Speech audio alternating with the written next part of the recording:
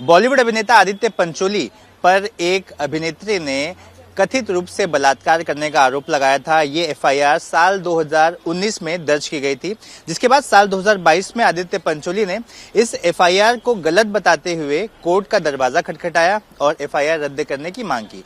तब से लेकर अब तक इस मामले में कुल 28 बार सुनवाई हो चुकी है और जांच अधिकारी की माने तो 11 बार पीड़िता को पूछताछ करने के लिए भी बोला जा चुका है, लेकिन अब तक वो कोर्ट नहीं या फिर जांच अधिकारी के सामने नहीं आए। हमारे साथ आदित्य पंचोली के वकील प्रशांत पाटिल जी, उनसे हम बात करेंगे। क्या शुरुआत से बताइए कि क्या मामला था, कब क्या क्या डेवलपमेंट हुआ और आज क्या कुछ हुआ?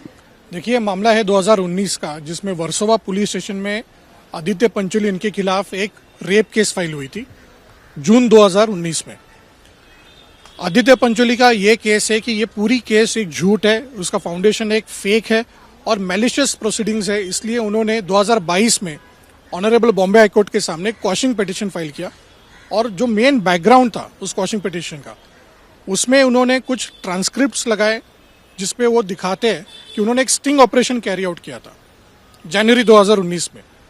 उस स्टिंग ऑपरेशन में एक XYZ व्यक्ति आके उनको थ्रेटन करते हैं कि अगर आप शिकायतकर्ता के खिलाफ जो प्रोसीडिंग्स आपने फाइल की है उसको विड्रॉ नहीं करेंगे तो उनके खिलाफ भी एक रेप केस फाइल हो जाएगी। उस रिकॉर्डिंग को लेकर आदित्य पंचोली उन्होंने एक इंडिपेंडेंट साइबर क्राइम विटनेस को अपॉइंट किया। साइबर क्राइम एक्सपर्ट ने ओपिनियन दिया है 65B एविडेंस एक्ट में कि ये रिकॉर्डिंग्स जेन्युइन है और उस ट्रांसक्रिप्ट्स को हम लोग ऑनरेबल हाई कोर्ट के सामने रखे हुए। Now this is a description of the honourable high court कि उस ट्रांसक्रिप्ट्स को पढ़ना या नहीं, मतलब what ever the decision is, it is outcome. आज क्या आदित्य पंचोली को क्यों आना पड़ा था कोर्ट में, क्या आज क्या कुछ हुआ? देखिए, अगर देखा जाए तो mister Pancholi is a victim of fake prosecution. वो पिछले 7 साल से जस्टिस के लिए रुके हुए हैं, तो आज वो पिटिशनर है, इसलिए ऑनरेबल हाईकोर्ट के सामने वो खुद मौजूद थे जस्टिस मांगने के लिए। शिकायतकर्ता की तरफ से पिछले कई सालों से कोई नहीं आ रहा था। लास्ट टाइम ऑनरेबल हाईकोर्ट ने स्टेट ऑफ महाराष्ट्र को पूछा कि कितनी बार आपने नोटिस इशू किया है, तो स्टेट ऑफ महाराष्ट्र मतलब पुलिस की तरफ से ऐसा रिस्पांस आया, और ये उनका केस है, मेरा केस नहीं है ये, कि 11 times they issued notice to the complainant. वो किस लिए नोटिस इशू किया जाता है उस समय? जब इन्वेस्टिगेशन होता है, जो विक्टिम का कहना है कि उनके साथ गलत हुआ है, तो विक्टिम को बुलाया जाता है पुलिस की तरफ से फॉर फर्दर इन्वेस्टिगेशन, ताकि उनके पास जो भी एविडेंस हो, जो भी सच्चाई हो, वो पुलिस के नजर में आए और उसके ऊपर इन्वेस्टिगेशन हो। तो पुलिस का क्या दावा है?